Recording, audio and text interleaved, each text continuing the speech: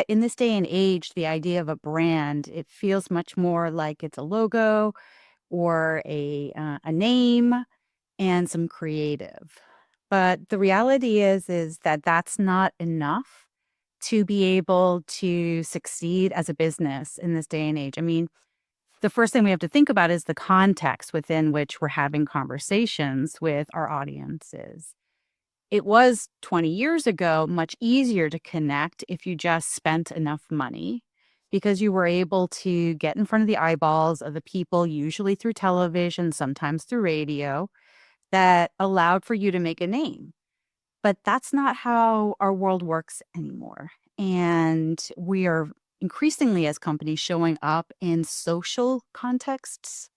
And so knowing what conversations your brand should be having and what you should be standing for and what job you're doing for your audience is as important as having a good name, a good logo, and it's as important as the amount of money you spend. Because media is so fragmented, you have to have some kind of hook that will allow for people to notice you, to remember it was you, and to give you credit for that when a need comes to light. And in fact, there's a lot of research that indicates that strong brands outperform the marketplace. You can take a look at one of the classics, which is from Interbrand, and looking at the top strongest brands in terms of brand health relative to the S&P 500. And they have continuously outperformed. And you can't decomp all of the factors, but one very big factor that's very difficult to measure is the value of a brand. And so that's what that is. And you have to be able to know who you are, what you stand for, and frankly, use it to guide business decisions at the executive suite, at the board level, all the way through customer experience and beyond. Admittedly, when we first connected, I was so excited to talk to you specifically for a reason that I don't think all sustainability nerds such as myself would get excited about, but the insurance angle. Because the deeper and deeper I work in sustainability, the more I understand how insurance companies are going to be at the absolute crossroads of businesses, consumers, certainly financially, how we're all moving forward, even from a risk management perspective. And increasingly, insurance companies are being faced with the reality of extreme weather patterns, how that's impacting different businesses, different infrastructure. And so the messaging is not going to get easier for insurance companies going forward. Do you lean into that psychology piece, or what can insurance companies do if we do have listeners thinking about it from that lens of knowing it's just going to continue to change and get more and more challenging? And then maybe even from the business side in working with the insurance companies, are there things that they should be looking for as well? I had been in-house at Progressive Insurance and had the great fortune of being able to work with some of the best insurance minds in the business, and had the fortune of looking at what the next, 10, 15, 20-year business strategy should be if we're confronted with this notion of automatic driving vehicles. Just for those that aren't familiar with P&C insurance, but the notion of the business model for companies like Progressive or Geico when they are selling you a car insurance, it's because you have personal liability because you're the one driving it. When you change that driving experience and you're driving an automatic car, right? So the Tesla's on and the other self-assisted, we have not gotten to that point of having everybody driving in a self-driving car, although we do have taxis on the road that are doing that in some cities. The risk shifts from us as individuals to the company. So it's a corporate liability. It's a very different business model. And so if you're in P&C and a big piece of your business is personal liability, you have to be thinking, well, what do we do after this? And so lots of conversations are happening right now, and a lot of them are around sustainability, about weather and impact. And so if you think about the way an insurance company can show up, it's really truly having an ability to have a conversation and say, what are my risks? What are my liabilities? And how can I mitigate it?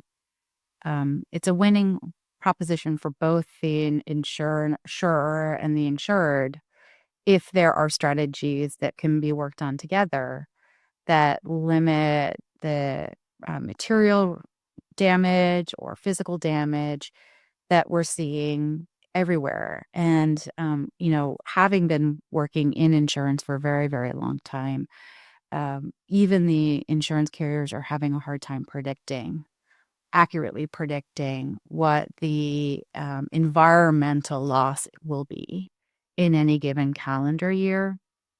Because the fact of the matter is that the trends we're seeing now are technically unprecedented.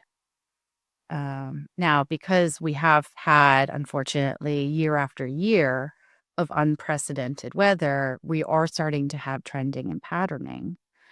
But you have to realize too that the places that insurance companies are getting their data are also under pressure because, we just saw the Farmer's Almanac, for example, just said it's going to shutter.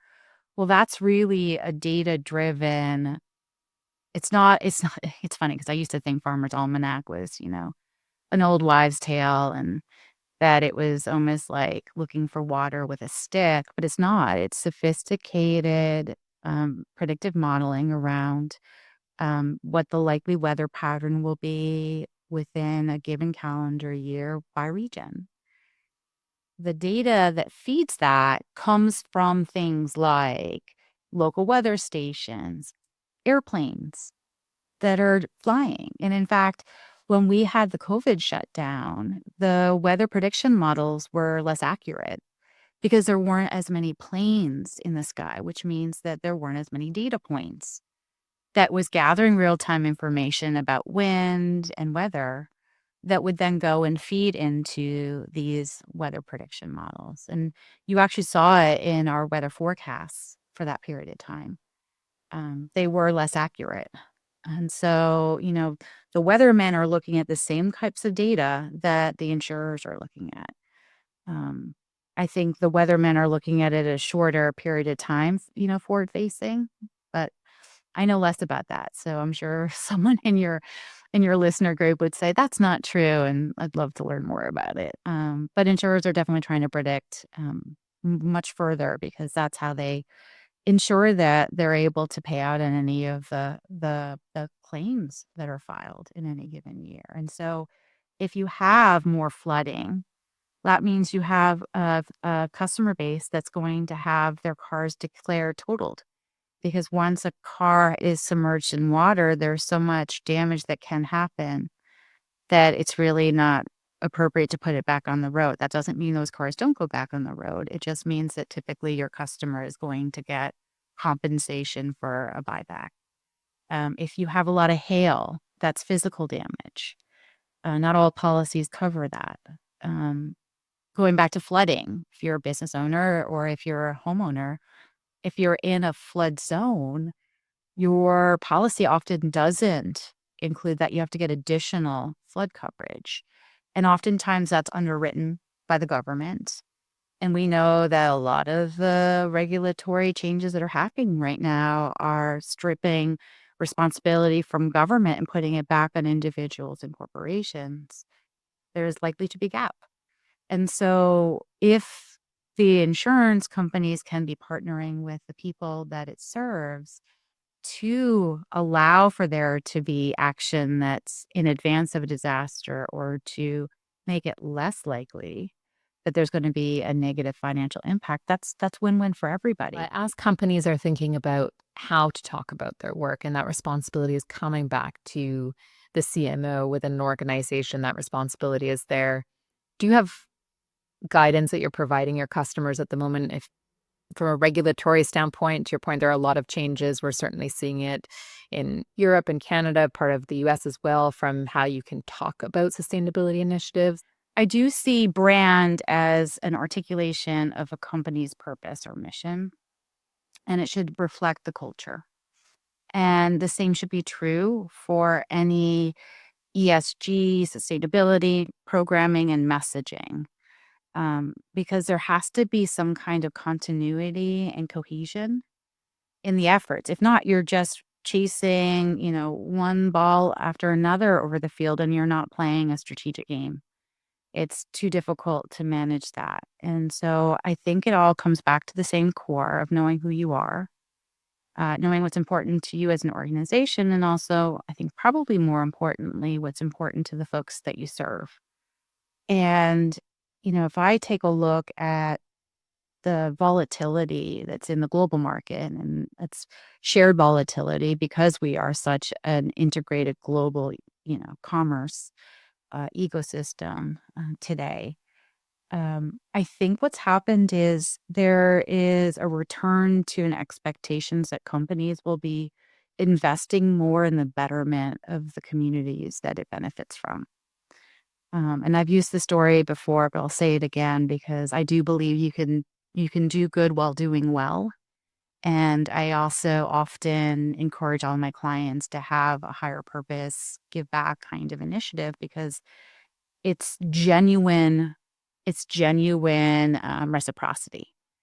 And, I look to some of the old barons of the oil and the steel industries. I lived in Cleveland for 5 years, and there's a very, very amazing section of town that has a bunch of museums and cultural institutions there. One of them is the Museum of Art for Cleveland. Well, that it continues to be free admission for everybody. Why? Because the Baron said that, in order to have a workforce that is happy and able to kind of come back to work and to do really difficult jobs, they have to have something to do in their free time that is constructive, productive, community serving, family serving. And they created this endowment for the museum. They created the museum, and it continues to be funded by the endowment for the citizens of Ohio. And that's true for other museums in the area. And I think about how amazing that is because it's not like the oil and steel barons had a great reputation from an ethics perspective, right? Their work conditions were not fantastic, but they also were doing this. And, I think that it's something that companies should be thinking about, right? Especially ones that have massive marketing budgets. What if you actually put that towards something that is going to create a more sustainable future for all of us? Um, you can still tell stories about it. You can still build your brand reputation and also do something for the greater good. And so, I struggle to explain what that is because if you use the word socialism, people are, cringing. So I've started to say it's societalism. It's about the society we live in, and everybody plays a part. And I think it's okay to be aware of that and still want to make money.